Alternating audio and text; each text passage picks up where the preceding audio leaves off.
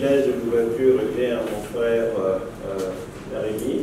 Son message a bien été donné tout à l'heure, donc je ne ferai pas, je ne donnerai pas ce mot d'ouverture puisque ça a été fait, je donnerai juste mon message.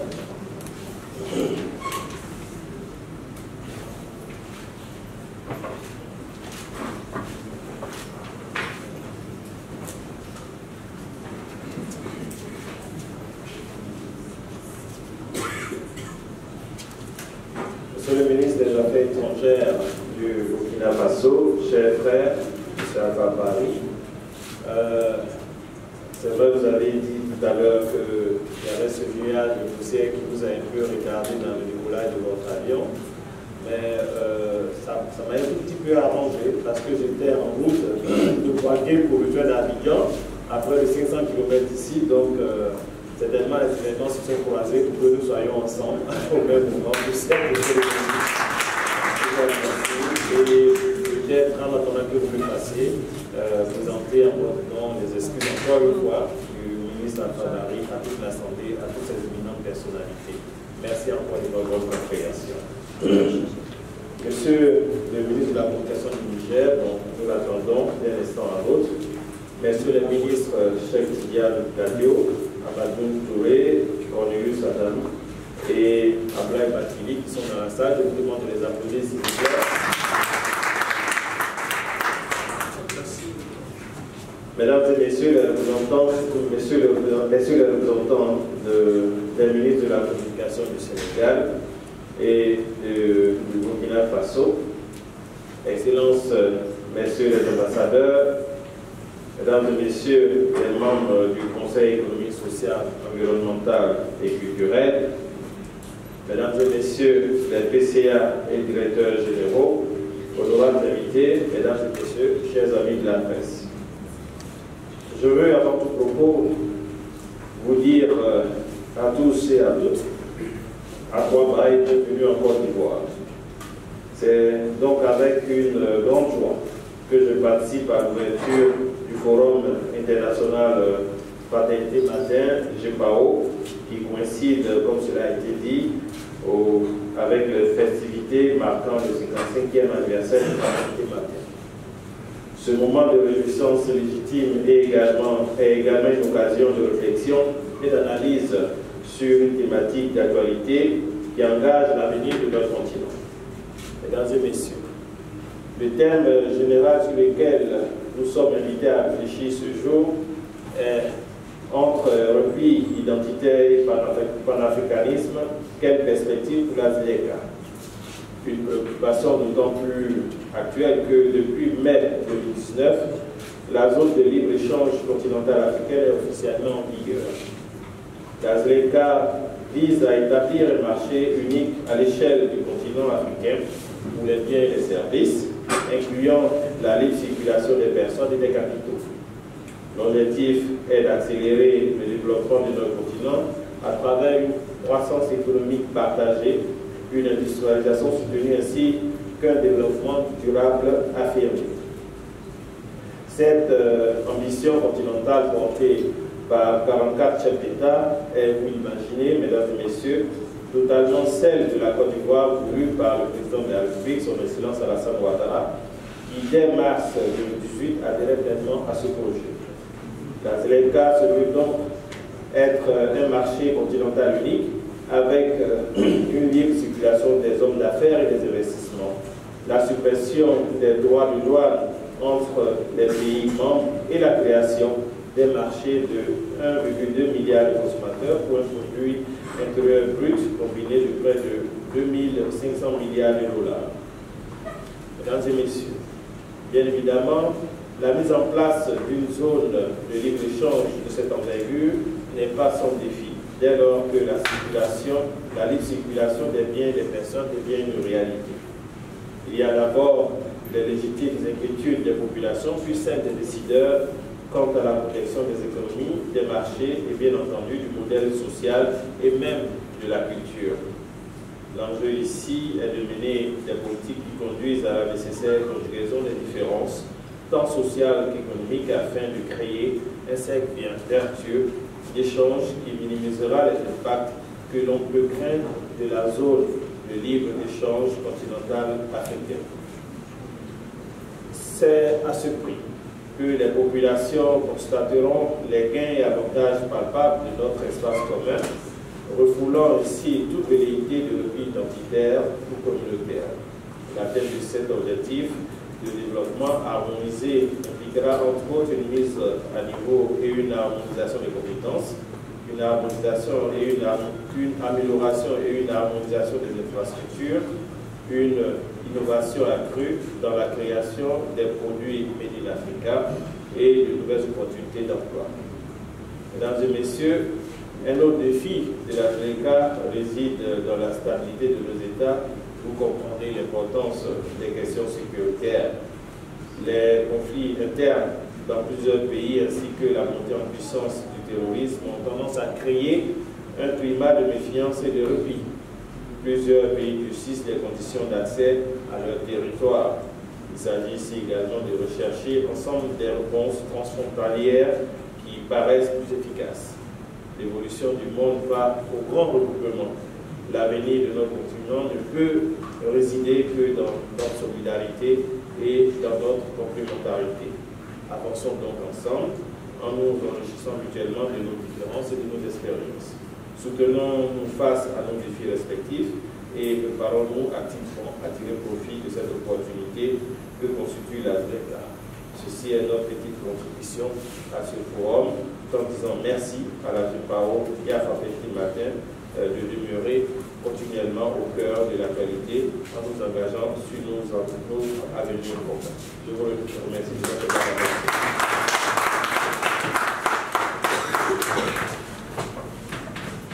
Merci beaucoup. Merci d'acclamer M. le ministre pendant qu'il est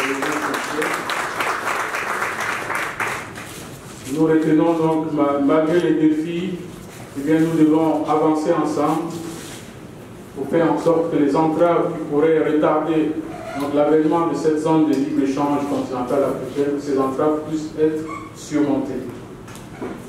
Monsieur le ministre, distingués invités, je crois que nous n'aurons pas pu trouver meilleur conférencier inaugural pour ce forum que celui-là. Hier encore, c'était une référence de la presse internationale qui n'a pas entendu sa voix sur les ondes. Aujourd'hui, c'est une référence de la diplomatie africaine. C'est un peu le porte-étendard de la nouvelle diplomatie africaine centrée sur la promotion des valeurs africaines, sur la promotion du continent, sur le rebranding de l'Afrique. Mesdames et messieurs, aidez-moi à accueillir à ce pupitre Monsieur le ministre des Affaires étrangères du Burkina Faso, Son Excellence Monsieur Alpha Bari, pour sa conférence inaugurale.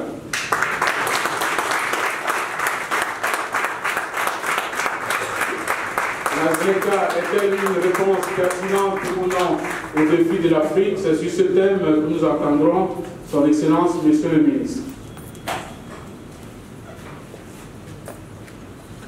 Vos applaudissements lui feraient certainement grand bien. Merci beaucoup.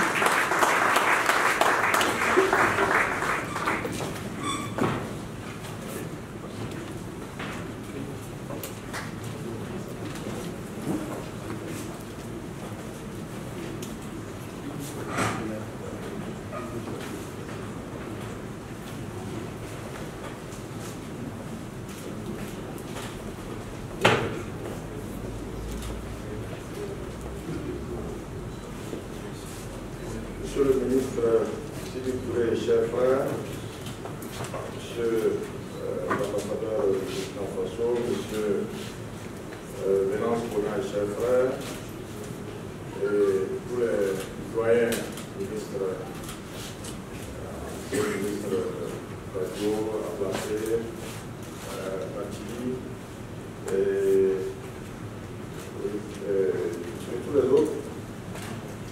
Et je pense qu'on aura des débats assez enrichissants quand on connaît la personnalité de ces doyens, de ces aînés, dont certains sont les chantres du panafricanisme, je pense, au doyen Fatigué. Monsieur Benas, merci beaucoup pour cette invitation. Et je voudrais, à travers vous, féliciter votre quotidien Fraternité Matin. Fraternité Matin qui est une référence donc, en Afrique, dans le monde des médias.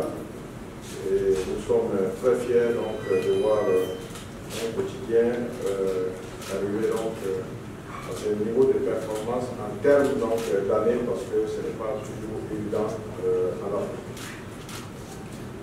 Je voudrais également féliciter le leadership des deux co-présidents, des deux ministres de la Communication, M. Sidi Touré et M. Rémi Dandinou. Je les félicite particulièrement parce que, en tant que ministre chargé de la Communication et porte-parole du gouvernement, ils ont des tâches assez difficiles. Tout le monde sait qu'aujourd'hui, porter la parole du gouvernement, ce n'est pas aisé, c'est très sensible, très difficile. Et ils réussissent bien et je voudrais donc les féliciter et les féliciter également pour le rôle joué dans l'organisation de ce forum. Et je vous remercie de m'avoir excusé donc auprès du public pour le retard que nous avons accusé, puis donc une suspension de poussière dans la partie sahélienne donc, de notre Afrique de l'Ouest. Vous savez, c'est pas, peut-être que ça peut paraître bizarre pour un certain public, celui de Côte d'Ivoire, mais parfois donc, dans la zone sahélienne, nous avons des suspensions de poussière qui peuvent empêcher un avion d'atterrir ou de décoller. Le 21 mars 2018, lors du sommet extraordinaire de l'Union africaine à Kigali, j'ai eu l'honneur de signer moi-même, au nom du président Roch-Marc Christian Kaboré, l'accord instituant la zone de libre-échange continentale africaine. Ce jour-là, à travers l'engagement et la signature de plus de 40 pays, l'Afrique réalisait un pas de géant, un pas historique vers son intégration, vers la libre circulation des biens et des personnes. C'était un pas important dans la volonté de nos chefs d'État et de gouvernement de booster le commerce intra-africain, de renforcer la position commune de l'Afrique dans les négociations internationales, les négociations commerciales bien sûr, et l'ancien DGA de l'OMC est là, donc il va peut-être nous éclairer davantage sur ces négociations commerciales internationales. Cette volonté politique ainsi que l'engagement et le leadership de certains chefs d'État, notamment ceux de notre région, je pense donc au président Kaboré, au président Ouattara et surtout au président Issoufou. Donc l'engagement de ces leaders et chefs d'État, notamment ceux donc, de notre région, a permis de lancer donc, la ZLECAf en moins d'1 an et demi après sa naissance à Kigali. Là aussi, c'est une performance qu'il faut saluer. C'était donc à Niamey en juillet 2019, la ZLECAf, ou disons l'accord sur la ZLECAf, qui est entré en vigueur en fin mai 2019, a été lancé officiellement lors du sommet de juillet dernier à Niamey. Et comme il a été déjà dit ici, c'est en juillet 2020 que la ZLECAf va donc commencer ses activités. Alors, comme il y a déjà quelques indications qui ont été données sur la ZLECAf, ce que je peux dire, c'est que c'est une zone qui s'étendra sur un marché d'1,2 milliard 200 millions de personnes, ça a été déjà dit, représentant un produit intérieur brut de 2500 milliards de dollars dans l'ensemble des 55 États membres de l'Union africaine. Du point de vue des pays participants, la ZLECAf sera la plus grande zone de libre-échange du monde depuis la création de l'OMC. Selon les projections, l'Afrique comptera 2,5 milliards de personnes à l'horizon 2050 et 26%, ça représentera 26% de la population mondiale en âge de travailler et verra son économie croître 2 fois plus rapidement que celle des pays développés. Avec des tarifs moyens de 6,1%, les entreprises sont actuellement confrontées à des droits de douane plus élevés lorsqu'elles exportent en Afrique plutôt qu'en dehors du continent. La ZLECAf éliminera progressivement les droits de douane sur le commerce intra-africain, ce qui va permettre aux entreprises africaines de négocier plus facilement sur le continent, de répondre aux demandes du marché africain en pleine croissance et de profiter des avantages offerts par ce dernier. L'intégration du continent est une zone, l'intégration du continent en une zone de libre-échange unique offre de grandes possibilités aux entreprises commerciales et aux consommateurs dans toute l'Afrique et permet d'assurer un développement durable. La Commission économique pour l'Afrique, la CEEA, estime que la ZLECAf pourrait accroître le commerce intra-africain de 52,3% en éliminant les droits de douane à l'importation et le doubler si les obstacles non tarifaires sont également réduits. Parmi les avantages supplémentaires, il faut mentionner la facilitation des échanges des denrées alimentaires conduisant à une meilleure sécurité alimentaire, une amélioration de la stabilité des pays fragiles, un meilleur accès des entreprises aux biens intermédiaires et aux facteurs de production et la réduction des coûts de l'innovation. Parallèlement, l'accord permettra d'élargir le secteur industriel africain, de diversifier l'activité économique en réduisant sa dépendance à l'égard des produits de base et de lancer l'industrialisation et la transformation structurelle de l'Afrique. On s'attend à une réorientation des facteurs de production, notamment le travail et le capital, vers les secteurs connaissant une forte croissance des exportations et à l'intérieur des secteurs vers les entreprises davantage orientées vers l'exportation. Les producteurs vont engranger des gains immédiats grâce à l'accès à des intrants bon marché et à des produits intermédiaires provenant d'autres pays africains, à une variété plus large d'intrants et de produits intermédiaires, et à des marchés plus importants pour leurs produits. Cela leur permet de produire plus efficacement, de manière plus compétitive, grâce à de plus grandes économies d'échelle. En contribuant à réduire les barrières tarifaires et non tarifaires qui entravent le commerce, la ZLECAf contribuera à l'industrialisation et à la transformation structurelle du continent en général et de notre pays, disons nos pays, je parle de la CEDEAO en particulier, qui, il faut le dire déjà, sont en union douanière. Et c'est assez important de le dire parce qu'il y a assez de débats.